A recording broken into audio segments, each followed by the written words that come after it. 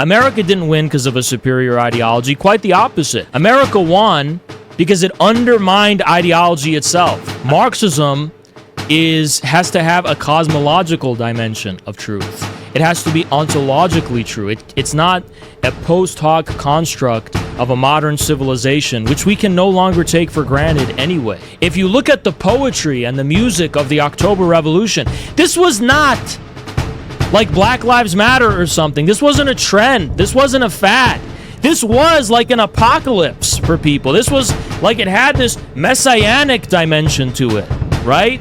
Compare this to your average self-proclaimed Marxist today. They don't even have belief. Belief is something that compels every fiber of your being in a specific direction for a specific cause, for a specific purpose. And this has been lost in the communist tradition in the West. Okay, first of all, let's talk about what it means to be a Marxist-Leninist or a communist in the 21st century.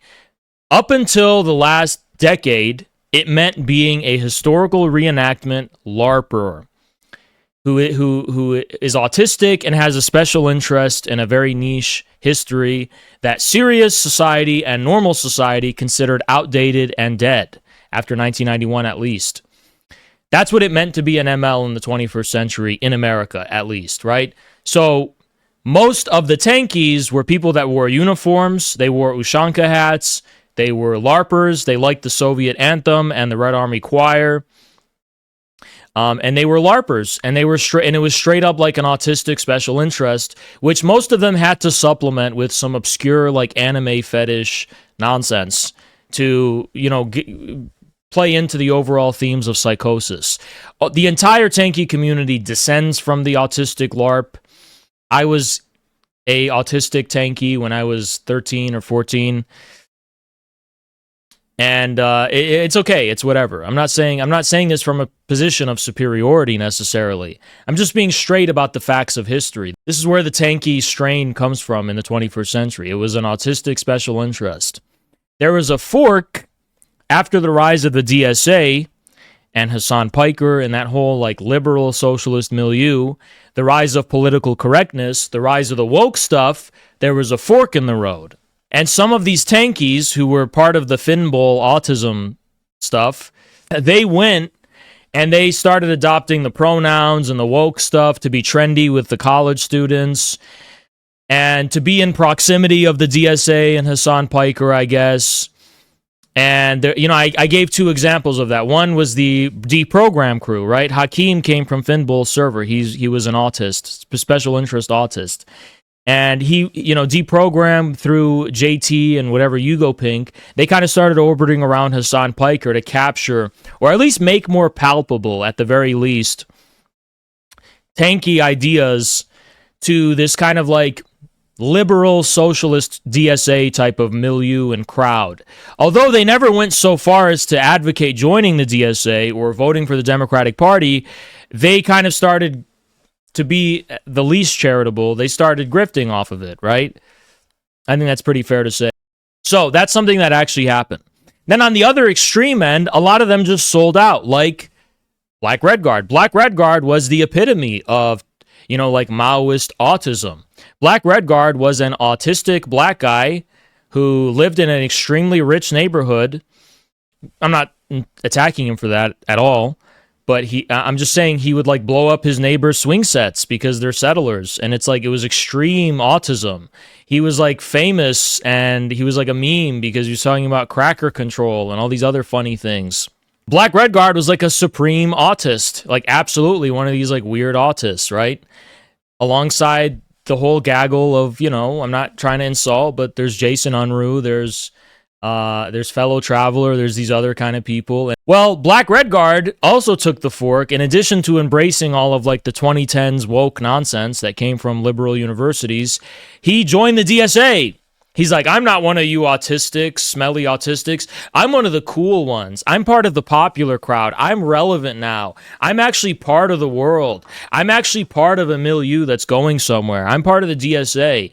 And he kind of like wears it as a badge of honor because these, you know, Donald Redditson was not a tanky, but he's also autistic for sure. He has his own autistic special interest, namely the Mike McNair, CPB, centrist, Marxist center crowd, Lars Lee. And he's like, well, I'm part of the DSA because I'm actually relevant. Like, this is, the DSA is basically attracts like these autistic leftists who feel like they're stepping out of the anime waifu pillow basement and entering into the real world and getting serious, right? That's their way of getting serious, is joining the DSA and becoming professional, wearing a suit and tie rather than the LARPer jumpsuit or whatever that they were wearing before. So, so there's like a fork in the road, like hyper-autism, which is just psychosis, versus DSA opportunism. And I will say, without trying to sound like a narcissist, that infrared was an absolutely new thing. Infrared was the first subculture online, the first movement, which was articulating Marxism-Leninism in a different way. It combined modern or postmodern sensibilities with a serious, commitment to this historical tradition without simply, unironically, being like retarded, psychotic LARPers doing historical reenactment, right? At least what we have is newer. It's more dynamic. It's more cutting edge. I mean, that's probably why a lot of these people are accusing us of crazy, LaRouche and Dugan and whatever. I mean, the Dugan thing, I guess there's more truth to it on my end. But in any case, there's a lot of confusion that infrared causes because of our proximity to ideology that is distinct from other variants, right? Either the opportunism or the crazy cult or LARPer nonsense, right? So I'm just trying to give you the history so far of what it means to be a Marxist-Leninist. And I would say that infrared's special articulation of which I think is actually Marxism-Leninism taken seriously, that is a lineage which I recently have articulated and like to call dark Mali, okay? Dark Marxism, or Mali, or dark Mali, or whatever you have it. And to explain what dark Marxism or dark Mali is, it is a post-ideological understanding of Marxism-Leninism. No, that's not something I actually like saying out loud because it gives wrong connotations. What is the problem of 20th century Marxism-Leninism in both Stalin's Soviet Union and in Mao's China? The problem was that it was too ideological, and Marxism is not supposed to be ideological. Now, most people who would say this and nod their heads, I hope you don't, are soy bourgeois realists who say, yes, let's have science and neutrality and democracy, like Karl Popper or some shit, instead of ideology. But that's not what I mean by ideology. I mean something radically distinct. For example, I don't think that the Islamic Revolution of 1979 was ideological. I don't think Khomeini was really an ideologist. I don't think that was an ideological devotion. I don't think Hezbollah is ideological. I don't think the Islamic Republic is ideological. And I don't think contemporary Chinese Xi Jinping thought is ideological. So I'm defining ideology in a way that doesn't immediately make sense, maybe, but when I start elaborating on it, it's going to make perfect sense to you, I hope. So what do I mean by ideology? I would define ideology as a type of idolatry which affixes symbolic unconscious meaning to specific imaginary structures, including pure formal narrative structures, not narrative logic, not logical narrative relationships, but a narrative form. And an entire universe grounded in a singular kind of imaginary world where there's only an acceptance of the possibility of a specific relationship between unconscious symbolic meanings and imaginary forms. So to be extremely vulgar, why is Islamic ideology not really ideological? Because Muslims can literally draw cartoons of Spider-Man praying to Hajj in Mecca, and they see no contradiction. Muslims absolutely have a dynamic relationship with culture, where the specific symbolic meaningfulness of Islam is not necessarily attached to a specific imaginary universe. There's a dynamism of different phenomena of the imagination, so to speak, Spider-Man and Batman and I don't know, like popular culture and so on and so on. And Islam has this dynamic ability to be this unconscious substrate which articulates the meaningfulness of the religion at the expense or through these things even, right? Meaning there's a symbolic texture that is irreducible to the imaginary form. Now, that is Islam. What about China? Post-cultural revolution China is the same. Marxism is no longer affixed to a specific cultural or phenomenal form. Instead, the dynamic, infinite permutations of culture and form are unleashed after Deng Xiaoping's reform and opening up, and the meaningfulness of the Communist Party's leadership and of Marxism as a method is a kind of more fundamental unconscious pattern or logic or structure underlying that, which doesn't have to be directly enumerated by the expressions of consciousness and culture and ideation even. It's a more fundamental, dense texture. So think about the juxtaposition of the Gucci store and then the Communist Party above the Gucci store. Think about on a structural level what that means for the status of Marxism in China. It's not reducible to an ideology. It's something post or meta-ideological. It's above culture in a way. It's above ideology. It's not indifferent to culture. It's not separate from culture, especially not in the Xi Jinping era, but it is absolutely above superficial ideological phenomena. Now, on a moral level, there were two things that helped dismantle communism in the 20th century that came from America, or the pressure exerted by America, at least. In the post-war period, America became a consumer economy. Coca-Cola, Disney, blue jeans, Bob Dylan, whatever you want, music, punk rock. There's an incredible dynamism of the imagination and of culture and all the various different permutations of cultural expression and phenomena in general. And of course, it's liberal ideology that makes sense of this the most. Liberal ideology, which has infinite openness versus totalitarianism and so on and so on. But the reason America won the soft power culture war was for a reason. Because Warsaw Pact, Soviet ideology, did not leave room for the possibility of even entertaining the reality or the existence of alternative, even in a Deleuzian sense, almost meaningless kind of intensities and phenomenal tendencies, which are not even necessarily ideological, right? I mean, Mickey Mouse twerking or Minnie Mouse twerking, I don't know. That's not ideological necessarily. But it's just this kind of virtual, phenomenal thing happening that shows the dynamism, all the permutations of possibility when it comes to imagination. Like you don't necessarily, you cannot successfully preempt that by reducing that to your ideological universe. For example, this is what cults do. For example, this is also what Lyndon LaRouche did, right? What Lyndon LaRouche basically did was that he would say pop music represents this ideological principle, this comprehensive ideological worldview. He would say that it represents, like, he would say that this song is this evil, or even evangelicals, when they would say Pokemon is satanic.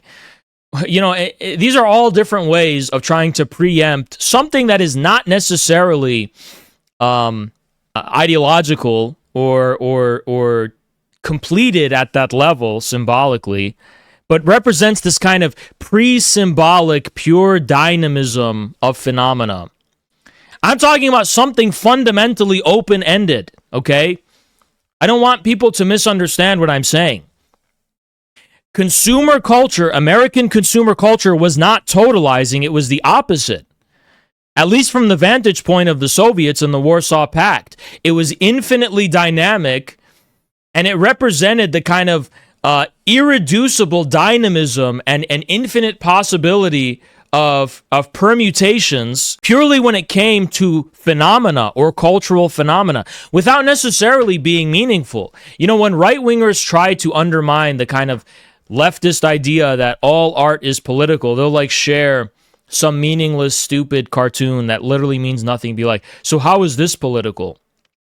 And it's like, all art is ultimately political, but there is a pre-discursive, pre-symbolic dimension of the kind of meaningless, phenomenal oscillations, okay? Virtual oscillations of the imaginary that just represent this kind of infinite permutation and infinite possibility, right? Of phenomena, of the real, right? Which is unstable by nature.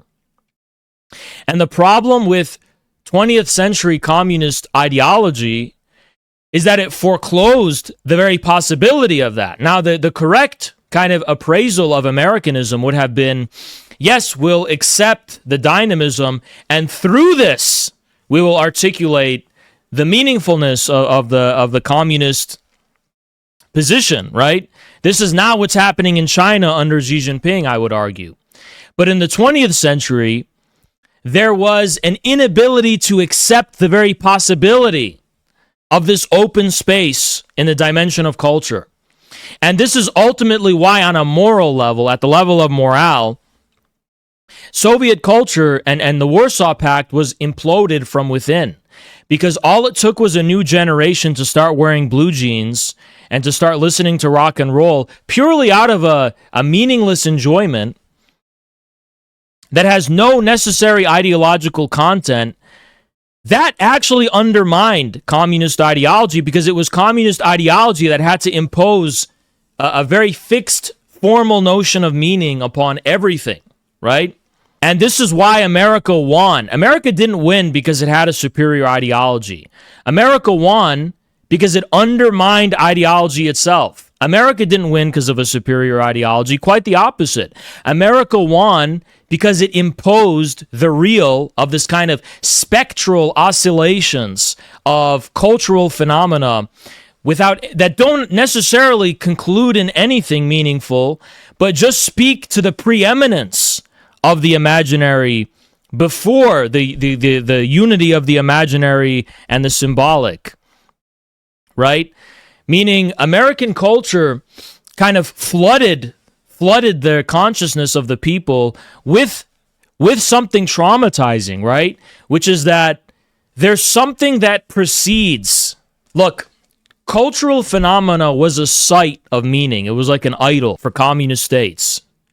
So specific movies, specific music, specific whatever. I'm not saying Soviet Union was this rigid, but as far as the foundations of the state ideology, yes, it had to be.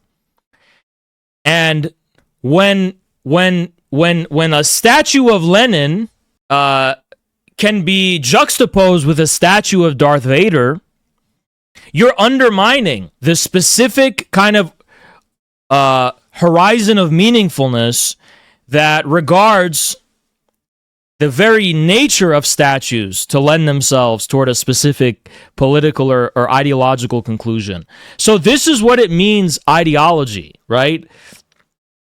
It's kind of, America imposed a kind of desacralization of phenomena, of stone and steel and what people saw on television and sound and music. A profound desacralization happened in the USSR and the Warsaw Pact as a consequence of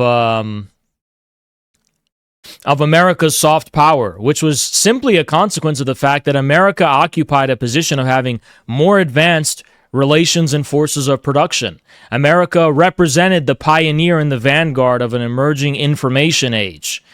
And both China and the USSR lagged behind America in that respect. So, this caused a cheapening and a dissolution and a delegitimization of Soviet and Warsaw Pact ideology, which then led to the delegitimization of the political system itself and the state machine itself, right?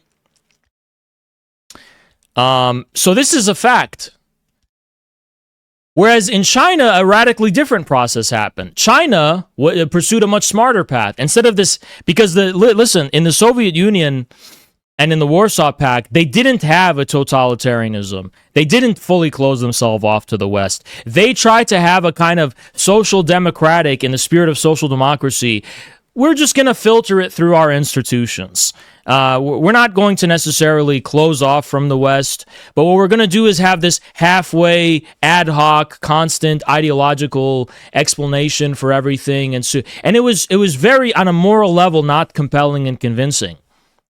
But China was better, because what China did under Mao is they totally insulated themselves from Western culture, absolutely purified themselves of any kind of Western culture, and on their own discovered how to make meaningfulness out of the culture, communist culture, a pure communist culture, right? So the 10-year-long process, China insulated itself entirely without compromise from the West. Also, China had less geographical and cultural and civilizational proximity with America and the West, so that was an added advantage.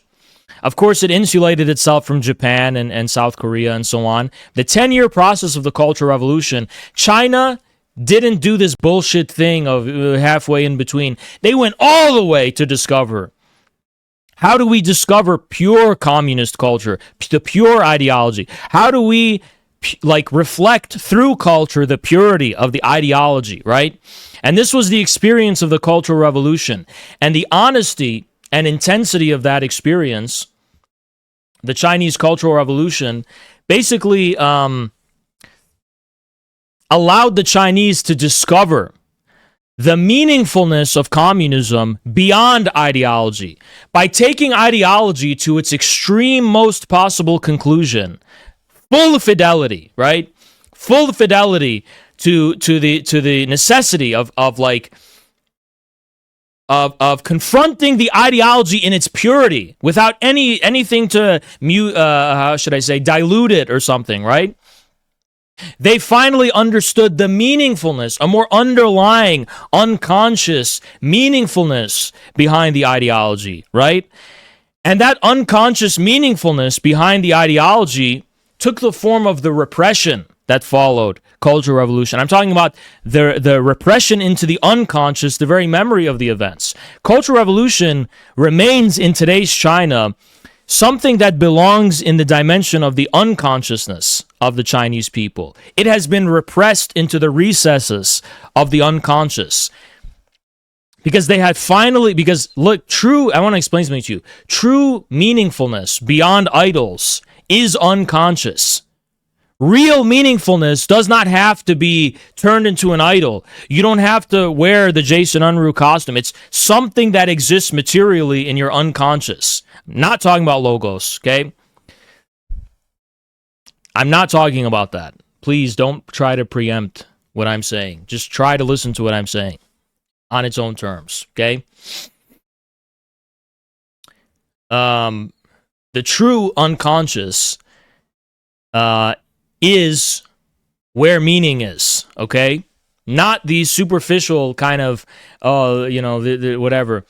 It's the relation of the unconscious with phenomena, right? With sensible or real phenomena. If you don't know what phenomena are the kind of various permutations of what we experience, right? Colors, sound, shapes, forms. Yeah, so this is what I mean by phenomena, right? This is something the Chinese discovered post-ideological. Deng Xiaoping thought was the first institutionalization of dark Marxism, right?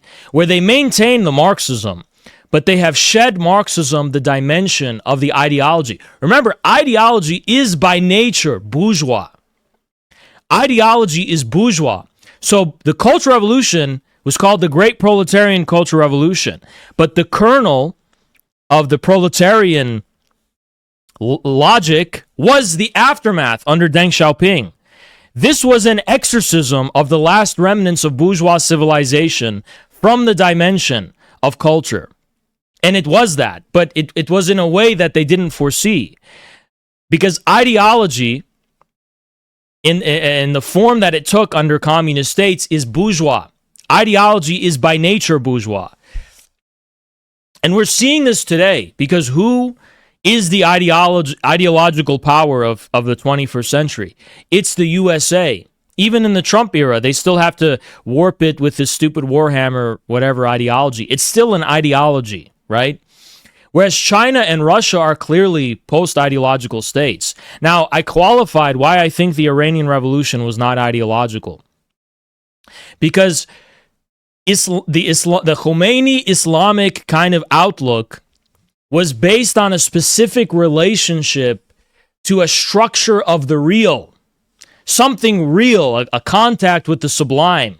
Not a commitment to a specific product of thought or a theory or a kind of idea, but a specific kind of ontological orientation, which said this is the nature of being in the real. This is how the whole cosmos is. These are the principles governing this kind of more unconscious texture behind the superfice of experience, right? So we need to understand something to not confuse what I'm saying with bourgeois realism. I'm not saying ideology versus bourgeois realism or Reddit.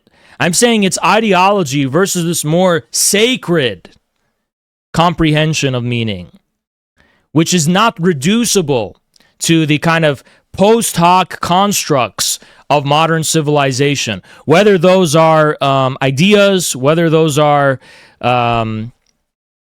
statues or something like. There's nothing wrong with statues and all this other kind of stuff, but it's like modern civilization privileges a specific site of experience as the ultimate horizon of meaningfulness. But Marxism and this kind of postmodern, in the real literal sense, return to an understanding of a sacred cosmos, sacred cosmology, sacred ontology, right?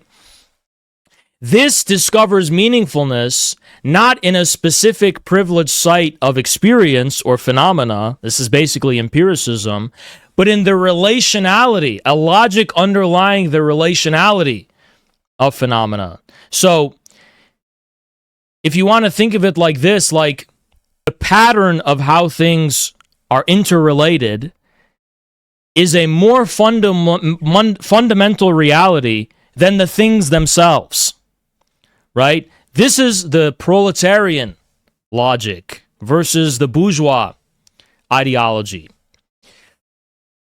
This is what China discovered. This is what was unleashed in 1979 in the Iranian Revolution, right? And now we have to talk about and seriously engage with the question of where does that leave a serious adoption of Marxism-Leninism in the 21st century? What does that actually mean? Because it has to be post-ideological. All the attempts to reduce Marxism-Leninism to an ideology fall into the two categories I mentioned. The LARPer, autistic special interest LARPer, who's putting on a uniform and wants to do historical reenactment, and then the corrupt, who sell out to the DSA and the Democratic Party in order to be mainstream. So dark Marxism is basically the response to these two kind of ways that Marxism-Leninism has been failed by its followers in the 21st century, in a sense, right? Today, we have to think about Marxism, an understanding of Marxism that is simultaneously post-ideological, but more in proximity with the sublime, that puts it in proximity with sacred traditions Okay? Yes, with religions. I'm not saying Marxism should be a religion, but it is something that has to kind of go below into the infernal depths of human experience and history and the unconscious. It has to be kind of esoterically oriented, below the kind of surface of modern civilization. And because we have exhausted the very limit of what we call modernity, rational, conscious level, kind of rationalistic, mechanical, bourgeois modernity has been brought to its absolute limit. We're entering an information age that is intensely psychological, virtually oriented, very much rooted in this kind of intensification of subjectivities and more fundamental dimensions of meaningfulness. You know, thousands of conspiracies are blooming. Thousands of esoteric, cult-like views are blooming, right? All sorts of different strange alternative medicine, alternative religion, alternative science, everything. And on the one hand, someone would say, well, let's just go back to the classical modernity. It's not possible. The Pandora's box has been opened, and there's no putting it back in the box. You have to go through, right? And how do I propose we do that, right? Well, we have to, through what I call dark Mali or dark Marxism, integrate Marxism with a more sacred ontological and cosmological framing of all human history and existence. A Marxism that is reconciled with the fundamentals of what are the origins of humanity and human history. Not a post hoc institutional kind of academic inquiry into anthropology and science from a distance, but something where the fundamentals of where we derive our sense of meaning is at stake and is put at stake, right? Marxism has to have a cosmological dimension of truth. It has to be ontologically true. It's not a post hoc construct of a modern civilization, which we can no longer take for granted anyway. The modern subjectivity of someone who simply kind of has no skin in the game and looks at, and from a bourgeois realist perspective, looks at reality from a position of having no skin in the game is not a tenable or possible position to any longer maintain. Now, the Armenian thing that I wanted to show you, and I will really quick, of how I interpret the ways in the late Soviet period. How was it that they were coping with this kind of infinite dynamism of American culture versus a perceived stagnation or rigidity? And this is a kind of almost caricature of American dynamic consumer culture right here. I'm not going to show you the whole thing. I'll just show you some footage. Это говорит, делай добро, бросай. This thing right here, you see this thing, monster? See this thing, it's like, if you watch this, it's like an acid trip. He's constantly shape-shifting, nothing is meaningful, it's not necessarily trying to represent anything, actually, just accept this kind of infinite permutation of possible forms and representations and so on and so on. And it's very psychedelic and whatever. But I think this is kind of the way the Soviet or Warsaw Pact subject was receiving how infinitely dynamic American culture was in all of its possible different permutations and so on and so on. And this is kind of a schizophrenia in a way, right? And this is why Deleuze is a preeminent thinker of the era, the let's say, post-Oedipal communist period. Right, which we're in right now in a way, because in I don't want to fucking bore you with these French school terminology or whatever, but the idea in classical psychoanalysis is that there's this basic Oedipal structure that is the linchpin of how we experience reality, right? And that in postmodern era is post-Oedipal, right? So the fundamental sources of symbolic authority are undermined, and this more kind of Deleuze was interested in this kind of new kind of schizoid subject who is, operating directly on the plane of immanence with this infinite virtual oscillations and fields of intensity, and operating at a dimension beyond constriction by specific symbolic universe, right?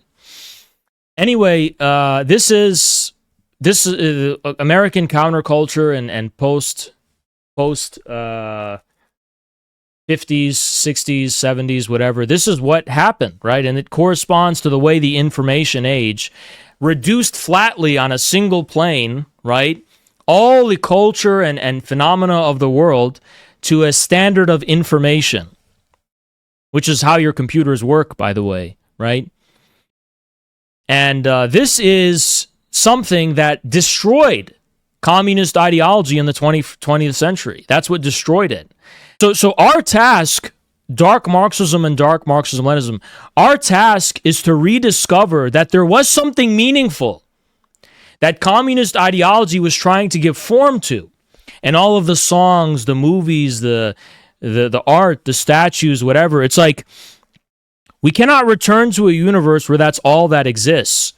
But we have to rediscover the deeper unconscious and more fundamental meaningfulness of the revolutionary experience.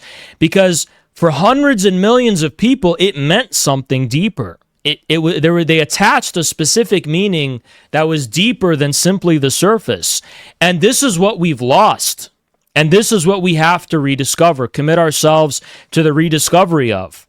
And that is not something you do by ignoring the dimension of phenomena and culture and simply being post-cultural. And it's neither something you can do by insulating yourselves from the world and putting on a Jason Unruh costume and LARPing. You have to kind of adopt a relational stance of phenomena to its deeper symbolic unconscious meaning, which puts us in proximity to a kind of Marxist esoterica,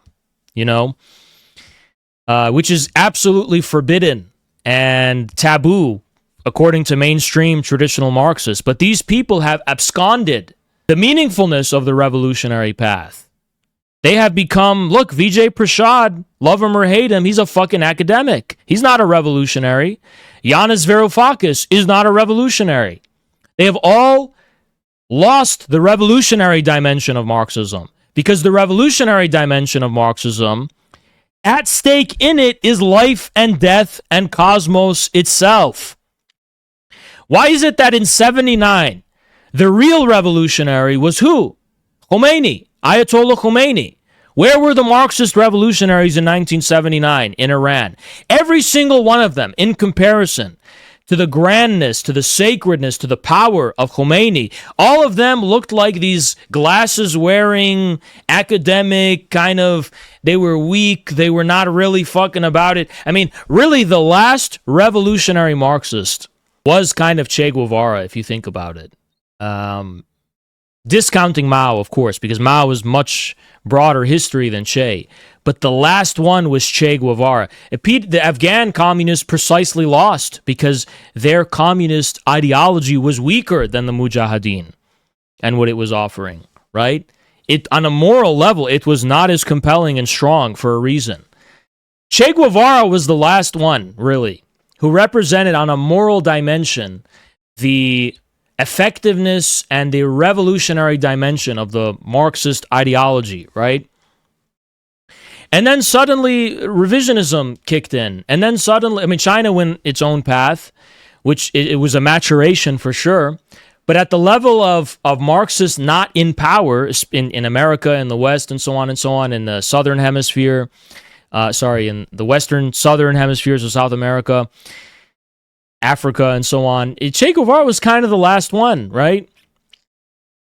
So we have to absolutely return Marxism to a more sacred grounding just to maintain fidelity with the revolutionary tradition.